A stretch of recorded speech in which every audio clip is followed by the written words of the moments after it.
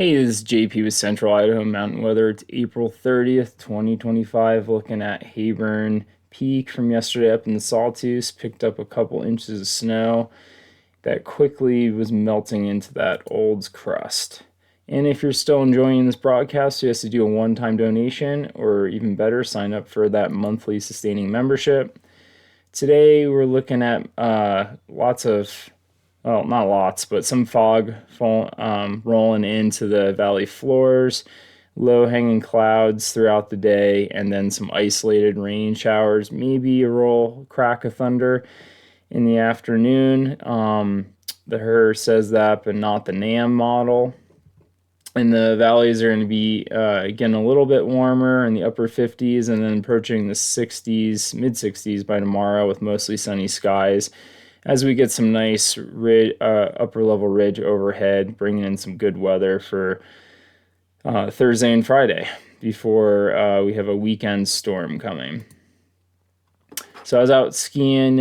I did a run yesterday. I was closing down the backcountry huts and was able to ski northeast slope in corny conditions. It was kind of more like faux corn, but skied pretty much like corn in the morning before the clouds rolled in, and we got a little bit of rain on high elevation snow. But looking forward, I think we'll have a pretty decent, well, if the clouds open up enough today, corn could be back in. I think it's looking better or the best day is looking for Thursday, and then slowly getting warmer each day leading into the weekend. So Saturday's not looking ideal for corn. You might be able to get out for a hot lap before it goes completely mushy on us. And then we got an upcoming storm coming in Saturday night through Monday with very high snow lines reaching 10,000 feet. So this is going to be a real high elevation storm. All right, looking around at morning temperatures this morning, we are in the mid 30s in the Wood River Valley, 30 degrees in Stanley, and the mountaintops are at 24. And looking at the satellite this morning, you can see those light blue signatures on there is valley fog with some low-lying clouds with it too. That blue line is the cold front that came through yesterday. Looking ahead at the HRRR model for today, you can see most of that cold front to the southeast of us rolling away, but there is some residual moisture that is going to be building up. Some possible thunderstorms, isolated rainstorms this afternoon around 3 or later, and that clears out for Thursday and Friday with nice weather. All right, looking at the upcoming storms here. So this big area of low pressure that's going to split off. This is moving even further south now, the center of this low, into lower California and Nevada. So the snow amounts or rain amounts have kind of dwindled a little bit.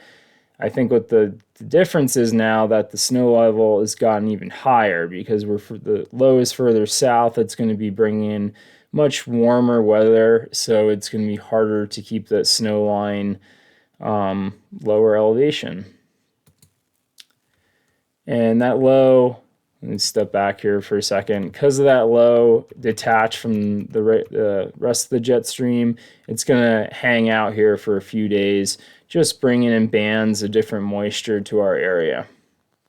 So we can expect a couple different rounds of storms. This is looking at the GFS. You can see that low split off right here and come down to the lower section here, and it's going to be spinning off moisture into our area over the next couple of days, with the Lost Rivers looking like they're going to get hit the most.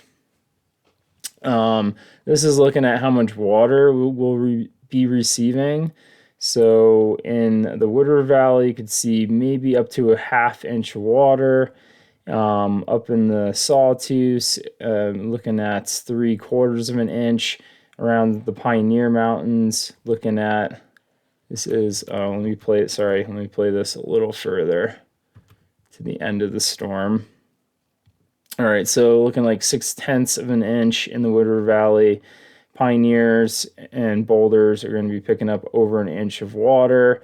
And then the Lost Rivers are looking like they could pick up close to 1.5 inches in places of water.